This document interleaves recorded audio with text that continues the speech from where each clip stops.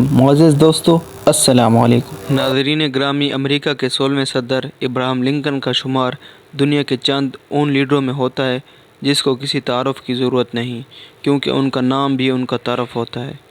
لنکن بچپن میں کھیتی باڑی کرتا تھا، پھر اس نے لکڑی کا کام شروع کر دیا۔ بعد میں وہ پوسٹ ماسٹر بنا اور وکالت کے شعبے میں منسلک ہو گیا۔ وہاں وہ ایک ناکام وکیل ثابت ہوا، کیونکہ اس کی ناکامی کی کئی وجوہات تھیں۔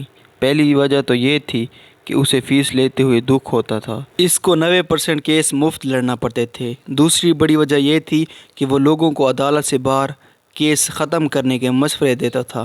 وہ کیس لڑنے کی بجائے دوسرے فریق سے صلح کر لیں تاکہ آپ کا وقت اور سرمایہ دونوں ہی محفوظ رہیں۔ اس کی سب سے بڑی وجہ یہ تھی کہ وہ اپنے کلائنٹ کو اندھیرے میں نہیں رکھتا تھا۔ وہ یہ صاف بتا دیتا تھا کہ آپ کیس نہ کریں، آپ کیس ہار جائیں گے، اور یوں لوگ اس کے آفس سے فائلیں واپس لے جاتے۔ دوستو، ابراہیم لنکن کی اس ایمانداری نے اسے ایک اچھا وکیل تو نہیں بننے دیا، مگر وہ دنیا کا ایک کامیاب لیڈر ضرور بنا۔ ایمانداری ابراہیم لنکن کی پہلی خوبی تھی، جبکہ دوسری خوبی خطابت تھی۔ اللہ تعالیٰ نے اسے تقریر کا شاندار فن دے رکھا تھا۔ اس کے پاس کانوں سے اتر کر دل میں بس جانے والی آواز تھی۔ وہ اپنے الفاظ کے ذریعے ہزاروں لوگوں کے مجمع پر سکتہ طاری کر دیتا تھا۔ خواتین و حضرات، ابراہیم لنکن کی مشہور تقریروں میں سے ایک تقریر نے فن خطابت پر نہ ختم ہونے والے نقش چھوڑے ہیں۔ لنکن نے یہ تقریر سینٹ کے الیکشن کے دوران سپریم فیلڈ کے ایک کنونشن میں کی تھی، اور تاریخ میں اسے ڈیوائیڈڈ اسپیچ کہتے ہیں۔ اس تقریر کا بیک گراؤنڈ، جس میں سپریم کورٹ نے کالوں کی غلامی کو جائز قرار دیا تھا، اور لنکن نے اس فیصلے کے خلاف تقریر کی تھی۔ دوستو، تقریر سے پہلے لنکن اس کی پریکٹس کے لیے ایک کمرے میں چلا گیا۔ اس نے کمرے کو اندر سے لاک کیا اور اپنے قریبی دوست اور مشیر کو یہ تقریر سنانا شروع کر دی۔ اس تقریر کا پہلا فقرہ ہی انتہائی خطرناک تھا۔ لنکن نے اپنی تقریر اس فقرے سے شروع کی کہ میں سمجھتا ہوں کہ ہمارا نظام بالکل نہیں چل سکتا، کیونکہ اس نظام میں آدھے لوگ غلام ہیں اور آدھے غلام نہیں۔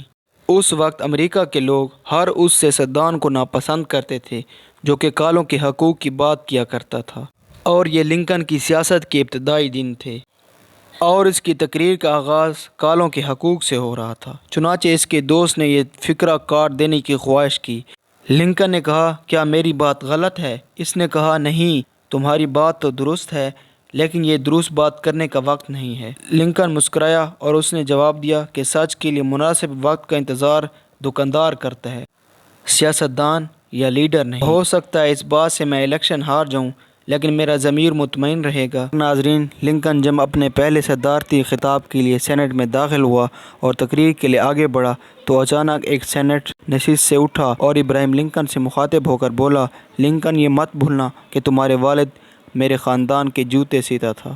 یہ سن کر سینٹ میں ہر شخص مسکرایا اور لنکن بھی مسکرا دیا اور سیدھا ڈائس پر چلا گیا، اور اس رئیس سینیٹر سے مخاطب ہو کر بولا، سر، میں یہ جانتا ہوں کہ میرا والد آپ کے گھر میں آپ کے خاندان کے جوتے سیتا تھا اور آپ کے علاوہ دوسرے لوگوں کے جوتے بھی سیتا رہا ہے، لیکن آپ نے کبھی سوچا کہ امریکہ میں ہزاروں موچی تھے، مگر آپ کے بزرگ میرے والد سے جوتے کیوں بنواتے؟ کیونکہ پورے امریکہ میں کوئی میرے والد سے اچھا جوتا نہیں بنا سکتا تھا۔ میرا والد ایک عظیم فنکار تھا، اس کے بنائے ہوئے جوتے محض جوتے نہیں ہوتے تھے، وہ ان جوتوں میں اپنی روح پھونک دیتا تھا۔ میرے والد کے پورے کیریئر میں کسی نے ان کے بنائے جوتے کی شکایت نہیں کی تھی، اور اگر آج آپ کو میرے والد کا بنایا جوتا تنگ کرے تو میں حاضر ہوں، میں بھی جوتا بنانا جانتا ہوں، آپ کو اپنے ہاتھوں سے بنا کر دوں گا، لیکن مجھے یقین ہے کہ آپ میں سے کوئی میرے والد کے بنائے جوتے کی شکایت نہیں کرے گا۔ پورے امریکہ میں میرے والد سے زیادہ اچھا موچی کوئی نہیں تھا، وہ ایک عظیم فنکار تھا، جینیس اور ایک عظیم کاریگر تھا، مجھے اس عظیم موچی پر فخر ہے۔ ابراہیم لنکن نے تقریر ختم کی اور صدارت کی کرسی پر بیٹھ گیا۔ لنکن پر فقرہ کسنے والا سینٹ نے شرمندگی کے عالم میں سر جھکا لیا، اور اس کے بعد کسی سیاستدان نے ابراہیم لنکن کو موچی کا بیٹا نہیں کہا، لیکن کالوں کے حق میں دلائل کے بعد اس کی شخصیت کا معیار نیچے گر گیا، لیکن اس نے سچ بولنا نہیں چھوڑا، یہاں تک کہ یہ امریکہ کا صدر بن گیا۔ اور اس کی حلف برداری تقریر میں پہلی بار سیاہ فاموں نے وائٹ ہاؤس میں قدم رکھا۔ ایک مرتبہ ابراہیم لنکن ایک بار کتاب لکھ رہا تھا جس کا نام تھا می اینڈ مائی گرج۔ ایک بندے نے آ کر اس پر غلطی سے چائے گرا دی، سب کچھ خراب ہو گیا، تو ابراہیم لنکن نے کہا، ٹوکری میں دوسری ڈائری پڑی ہے، टेंशन ना ले, मैं दोबारा लिख लूँगा। एक मर्तबा इसने अपने बेटे के उस्ताद को कहा, मेरे बेटे को ये सब कुछ सिखा दीजिए। बिल्कुल, एक लालची सियासतदान में एक बेलूस रहनुमा ज़रूर पैदा होता है। इसे सिखा दीजिए कि हर दुश्मन के मुकाबले में एक दोस्त भी होता है। इसे ये भी बताइए कि खून पसीने से कमाया गया $1 $5 से ज़्यादा कीमती है जो मुफ्त में मिल जाएं। इसे हार बर्दाश्त करना और जीत को भी मनाना सिखाइए। इसे हसद से बचाएं और खामोश रहने का राज भी बताइए। इसको सिखाइएगा कि ज़ालिमों को हराना निहायत आसान होता है। इसे किताबों की कदर व कीमत से भी आगाह कीजिएगा। इसे समझाइएगा कि खामोशी से आसमान की तरफ उड़ने वाले परिंदों और सूरज से लुत्फ़ अंदोज़ होने वाली मक्खियों, पहाड़ों पर उगे हुए लफानी बेदों पर भी गौर करे। इसे सिखाइएगा कि फेल होना नकल करने से ज़्यादा काबिल इज़्ज़त है।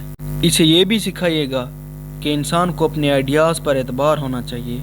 ये कतई नज़र के हर कोई इसे ये कहे कि तू गलत है कि वो नरम और शाइस्ता लोगों से नरमी और शाइस्तगी का मुजाहरा करे, सख्तगीर लोगों से सख्ती से पेश आए। ये कुव्वत भी उसे अता कीजिएगा, वह हजूम के पीछे ना चले। इसको कहो कि ये सब की सुने, लेकिन सबको कंगालने के बाद जो सच की कसौटी पे पूरी उतरती हो, ये उस बात पे अमल करे। इसे ये भी सिखाइए कि गम के हालात में कैसे हंसा जाता है, और इसे ये भी सिखाइए कि आंसू बहाने में कोई शर्म नहीं। इसको ये ताकत अता कीजिए कि वो हर शख्स की बात सुने, लेकिन उसको सच की कसौटी पर परखने के बाद जो सच हो उस पर अमल करे। इस वीडियो का मकसद ये था कि आपके इल्म में इजाफे के साथ साथ ऐसा हुनर भी पैदा किया जाए जो आपको दूसरों से अलग बनाए। अगर भूख और अफलास में रहने वाला इब्राहिम लिंकन सदर बन सकता है तो आप क्यों नहीं। ज़रा सोचिए कि इब्राहिम लिंकन की जगह आप वो किताब लिख रहे होते तो आप क्या करते, और चाहे आपकी किताब पर गिर जाती तो क्या करते। इसका जवाब आप कमेंट सेक्शन में ज़रूर दें ईमानदारी के साथ, और बताएं आप में बर्दाश्त की कितनी कुव्वत है। कोई ओए करे तो हम काटने को आते हैं, गाली दे तो इससे बुरे लफ्ज़ों की मार देते हैं। खुदारा सब्र और बर्दाश्त करना सीखें।